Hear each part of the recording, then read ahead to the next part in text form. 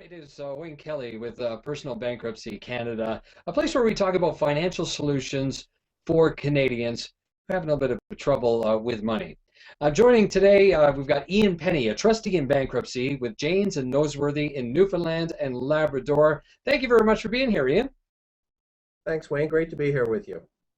Today on the show, we're going to be discussing Canadians that get into trouble with taxes and they're unable to pay their taxes. They get hit with back taxes. Let's discuss this. It does happen to many Canadians. Who would be typical of this? We most of us get a paycheck. Our employer takes taxes out.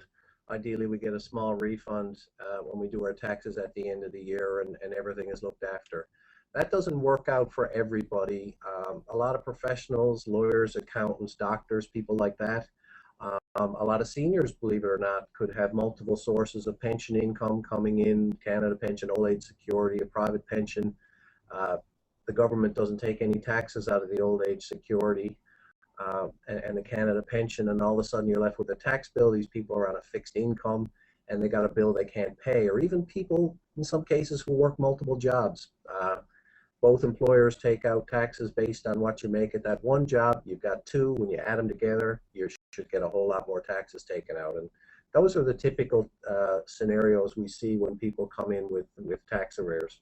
Okay, and I can see how it can happen too. It bumps you into those next tax brackets, and all of a sudden they're taking a lot more than you ever expected. And if you're using that money to live day to day, it makes it very difficult to when you get that big bill from CRA saying, oh, we need 10, 20, $30,000, right? You're absolutely right. Most of us tend to spend the check we get every couple of weeks. Yes, we should think about savings and RSPs. Unfortunately, a lot of us don't. We spend what comes in.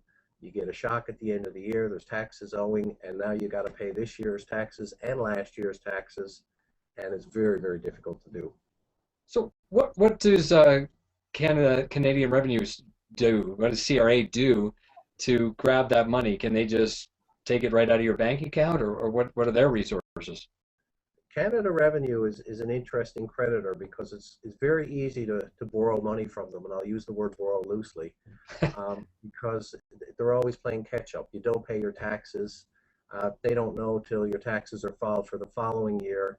In all honesty, they're not great at following up on non-filers, so you could probably go 2, 3, 4 years before they really start to catch up with you.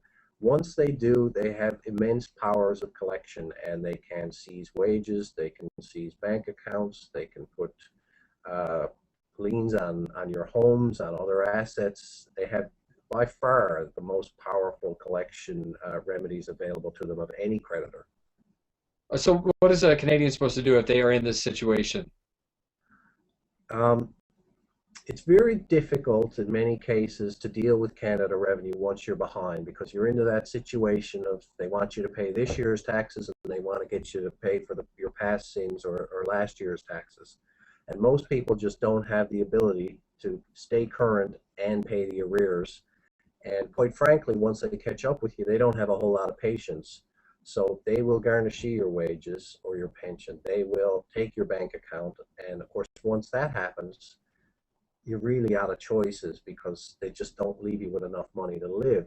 So then you're faced with having to meet with a trustee in bankruptcy who has the ability, either through a consumer proposal or a bankruptcy, to initiate what's called a stay of proceedings. And that essentially stops not only Canada Revenue, but all your creditors in their tracks. So they can't take your bank account. They can't garnish your wages. They can't continue to put liens on your assets.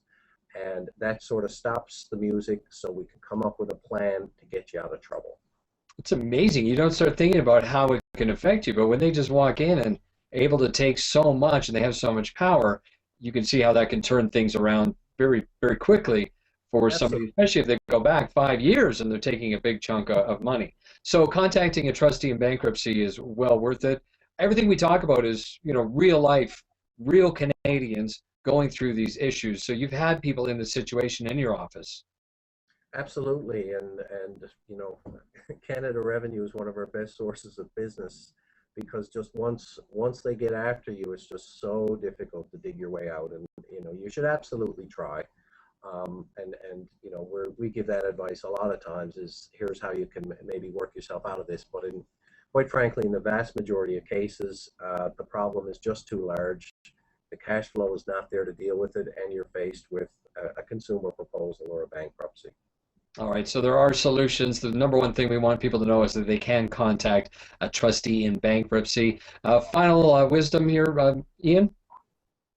Look for the warning signs when you see you're getting in trouble.